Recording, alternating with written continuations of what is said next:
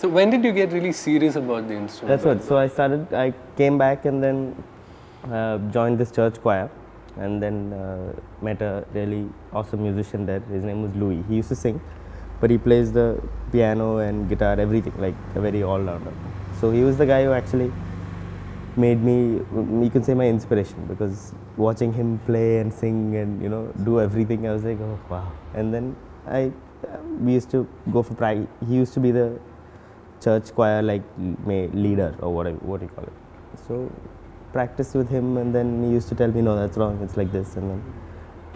So but did you know what you were going to turn into? No, absolutely not.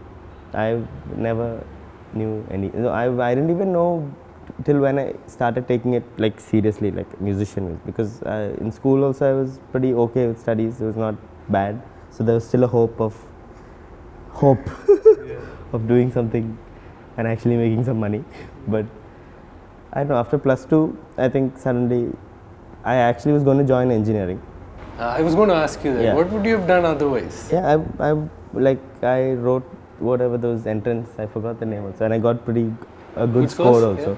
So I got into almost all of the colleges, and then because I was playing for this church here, they owned this Marian Engineering College. So I thought, okay, related to church, I'll join there. I went there, went for the interview, got in, and they sent me back saying next day, okay, you have to pay the donation and join. So next day. Oh, you did all that? No, the next day, that's what. So the next day, the thing is, I have to come with the money and it's done. It's all done. So when I went back and I thought about this, I was sitting with my mom and we were thinking like you're paying so much money and then you might as well. I was also like, why? I thought it would be like I studied so much, I did all this and then again pay more money to go to do this. That's what, actually that money thing was what made me change my mind. Otherwise I might have joined engineering. So when they asked for this donation and all over again, I was like, okay, then I might as well do. And then I joined sound engineering. Next day, same amount of money, gave it to one of these. There was a new sound. It's pretty big now. It was a new place, fairly new, but now it's doing pretty good. SEA or something, Sound Engineering Academy.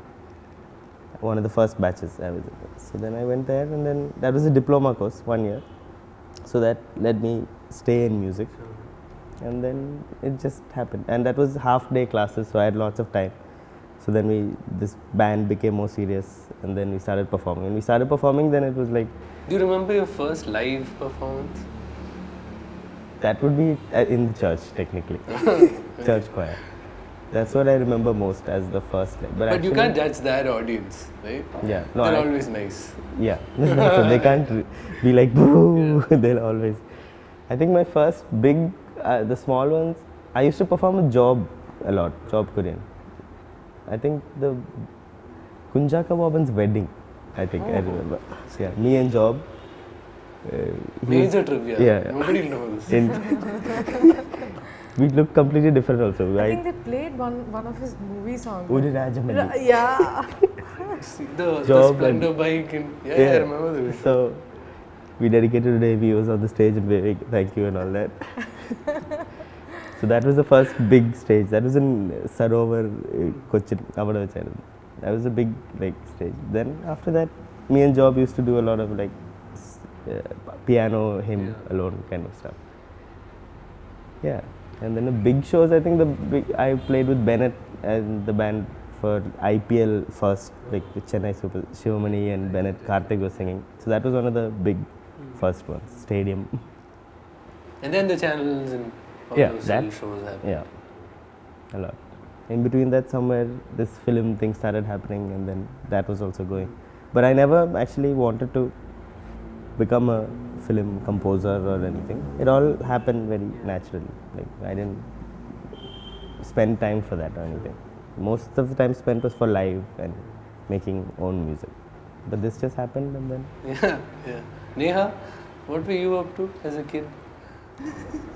Going for competitions, like everything, like Bharatnatyam, Moniatam, Kuchipudi. Yeah, she was a dancer also. Everything, some short story writing. Then I was like really pathetic, and parents used to push me into everything. But like eventually I turned out to win stuff in music and dance. So then I just stuck to that. So yeah, most of my schooling was like into competitions. And we had like two different, even the Kerala wing over there was like split into, you know, Congress and Oh, really? yeah, like we had like a Malayalam wing and then we had like a Kerala wing. So both the competitions happen at two different. Yeah, on foreign land, right? Yeah, I know. Tell me about it. But how was your training like? When did you first start? I started like at, I think at the age of 6, 7 and all.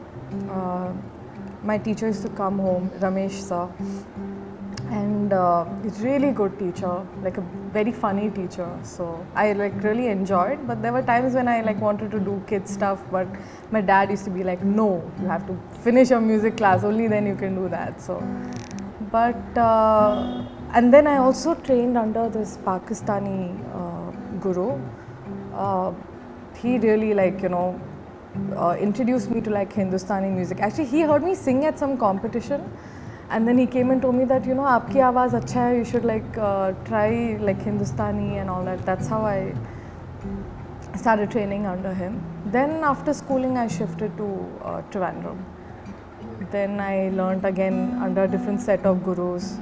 Hindustani I learnt under Manohar Keskarji, who's like a Maharashtrian who settled in Kerala for like the past 20 years. And Perumbaur sir, must have heard of him. I learned Carnatic under him. B. Shashikumar sir, I learned a little bit of Sobanam from him. So training was like happening, and at the same time like Outcast vocals happened, Avial also happened.